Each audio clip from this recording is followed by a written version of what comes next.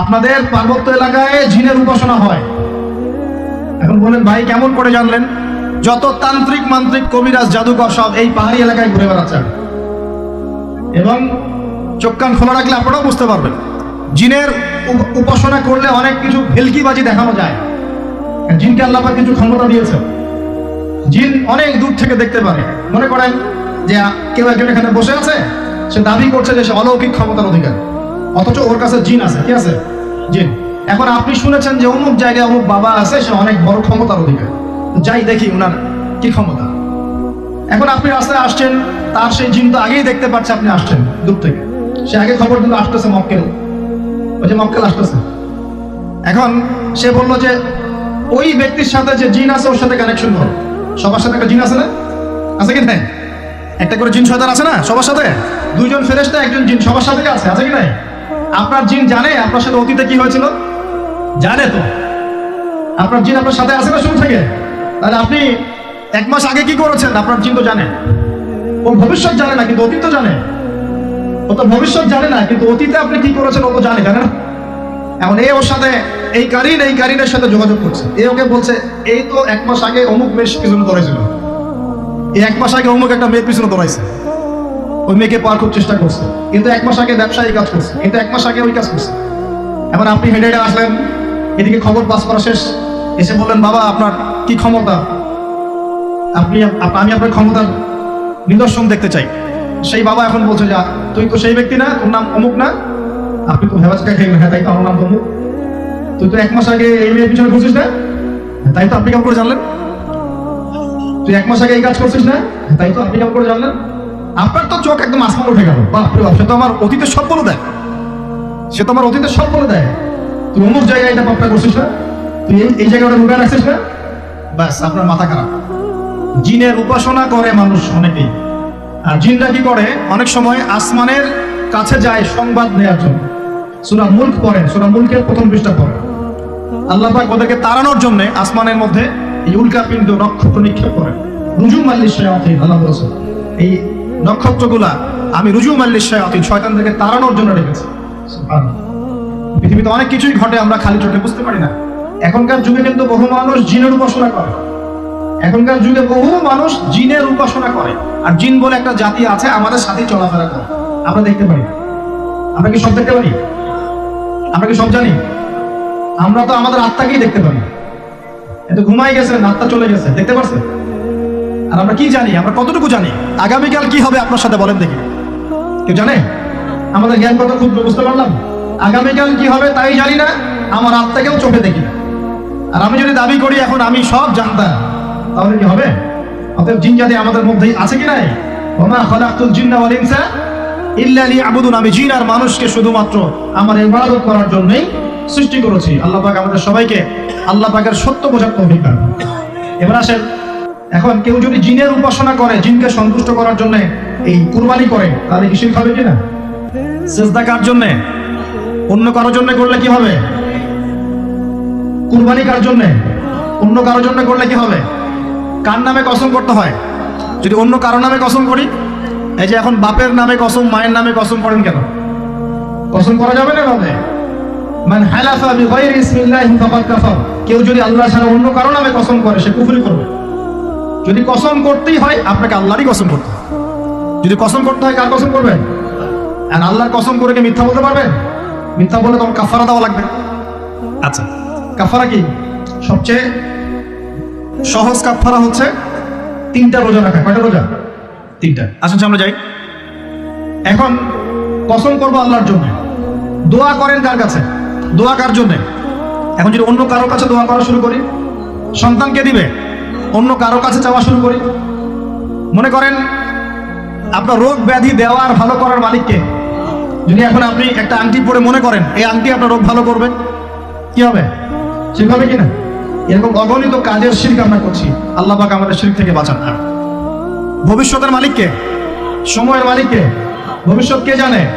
রাস্তায় টিয়া পাখি দেখে ভাগ্য পরীক্ষা করছে, ও কি ভবিষ্যৎ বলতে পারবে? কিন্তু ওখানে গিয়ে হাত দেখান, শিরক হবে না? রাশিফল দেখা যায়, রাশিফল, এই রাশিফল আজকে তোমার দিনটা কেমন যাবে, কালকে তোমার দিনটা কেমন যাবে, আছে না?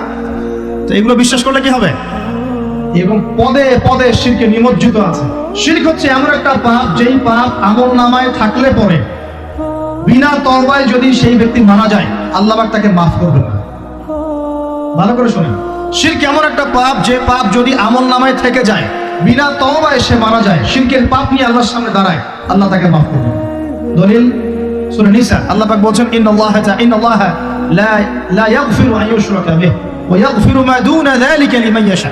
আল্লাহ পাক তার সাথে শিরকের গুনাহ মাফ করবেন না, এছাড়া যে কোনো গুনাহ যাকে ইচ্ছা মাফ করবেন। বুঝাচ্ছি, মনে করেন একজন ব্যক্তি জিনা করেছে, কথা নাউযুবিল্লাহ, একজন ব্যক্তি জিনা করেছে বা মিথ্যা কথা বলেছে বা ধরেন মদ খেয়েছে ইত্যাদি। এখন সে তওবা করলে তো মাফ পেতই, তওবা করলে মাফ হতো না? তওবা করলে মাফ তো পেতই। মনে করেন তওবা না করেই মারা গেছে, আল্লাহ পাক চাইলে কিয়ামতের মাঠে এই পাপও বিনা তওবাতেই মাফ করতে পারে। বুঝতে পারছেন না মনে হয়? মনে করেন একজন ব্যক্তি মদ খেয়েছে, জিনা করেছে ইত্যাদি, সে তওবা করার ফুরসত পায় নাই, বিনা তওবায় মারা গেছে। আল্লাহ পাক চাইলে কিয়ামতের মাঠে তওবা না করা সত্ত্বেও আল্লাহ পাক তাকে মাফ করতে পারে। কিন্তু একজন ব্যক্তি শিরকের পাপ করেছে, তওবা না করে মারা গেছে, আল্লাহ পাক কিয়ামতের মাঠে শিরকের পাপ মাফ করবে। আমি কি বলতে পারছি? অন্য পাপের কারণে আল্লাহ রাব্বুল আলামিন শাস্তি দিয়ে হোক, কোনো একটা ভাবে হোক, নবীর সুপারিশের মাধ্যমে হোক, তাকে জাহান্নামে গেলেও সেখান থেকে বের করে জান্নাতে দিবেন ইনশাআল্লাহ। কিন্তু শিরকের পাপ যার আমলনামায় থাকবে তার উপর জান্নাতকে হারাম করে দেওয়া হয়েছে। বলেন নাউযুবিল্লাহ।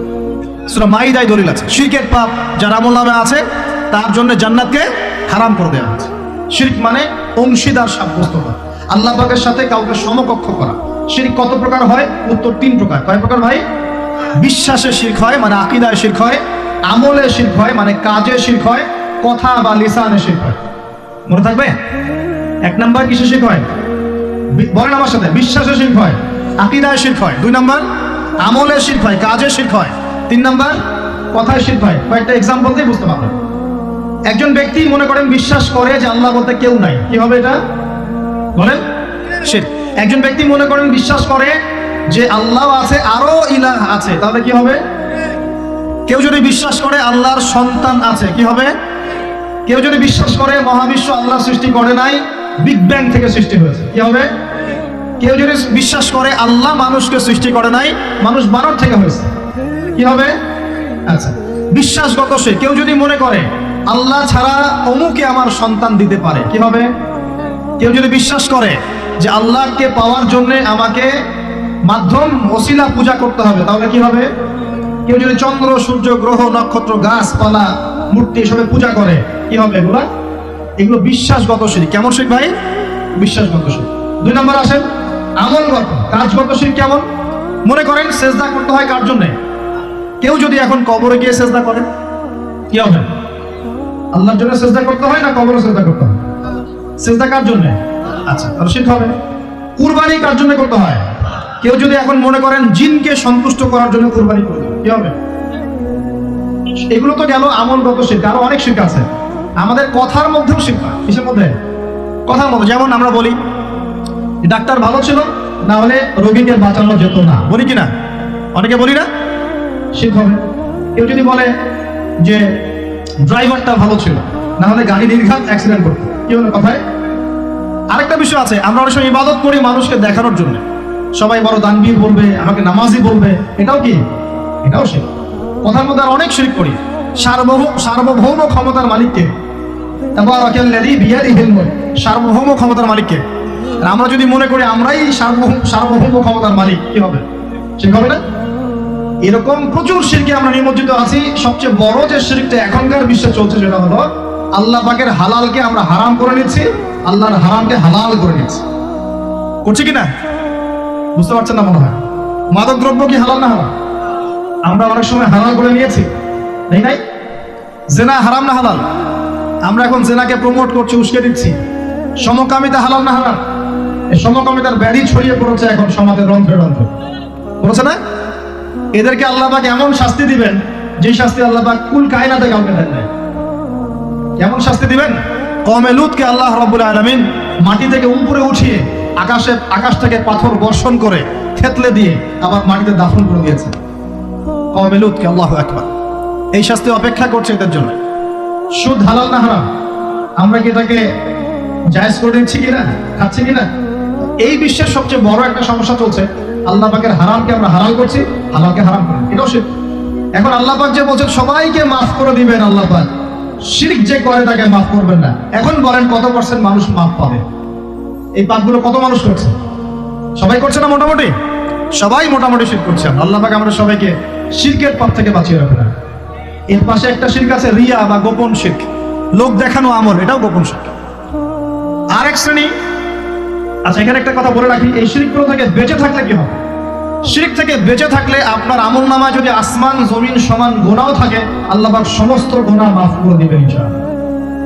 মনে করেন একজন ব্যক্তির আমলনামায় জেনা, সুদ, ঘুষ, হাবি জাবি দুনিয়ার পাপ দিয়ে ভর্তি, কিন্তু কোনো একটা কারণে বা কোনো একভাবে তার আমলনামায় শিরকের কোনো গুনাহ নাই, শিরক করে নাই, ইনশাআল্লাহ তাআলা কোনো না কোনো ওসিলায় হলে আল্লাহ পাক তাকে কিয়ামতের মাঠে মাফ করে দিবেন। একটা হাদিস বললেই যথেষ্ট হবে, তারপরে সামনে যাব। রাসূল সাল্লাল্লাহু আলাইহি ওয়াসাল্লামকে আল্লাহ পাক মেরাজের রাতে ওয়াদা করেছেন। কোন রাতে ভাই?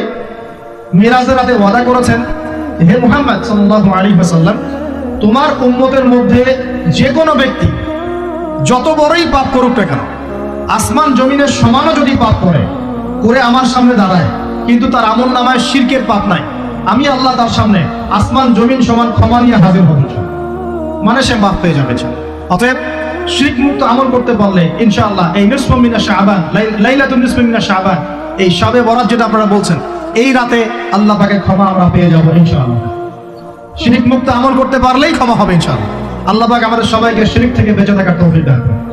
এই শিরক সম্পর্কে বিস্তারিত জানার জন্য শিরক কি ও কেন, কিতাব ও তাওহীদ, তারপরে কোরআন সুন্নাহর আলোকে ইসলামী আকীদা, এই বইগুলো পড়াশোনা করেন, ইনশাআল্লাহ জানতে পারবেন। আরেক শ্রেণীর মানুষকে আল্লাহ পাক মাফ করবেন না। এরা কারা? মুশাহিন। মুশাহিন মানে কি? যারা একে অপরের সাথে হিংসা বিদ্বেষ পোষণ করে। এখন বলেন দেখি, হিংসা বিদ্বেষ পোষণ করেন এমন মানুষ আছে এখন? বলেন দেখি। রাজনৈতিক অঙ্গনে একজন আরেকজনের সাথে হিংসা করছে কিনা? সামাজিক নেতৃত্ব নিয়ে একজন আরেকজনের সাথে হিংসা করছে কিনা? পরিবারের মধ্যেও একজন আরেকজনের সাথে হিংসা করছে কিনা?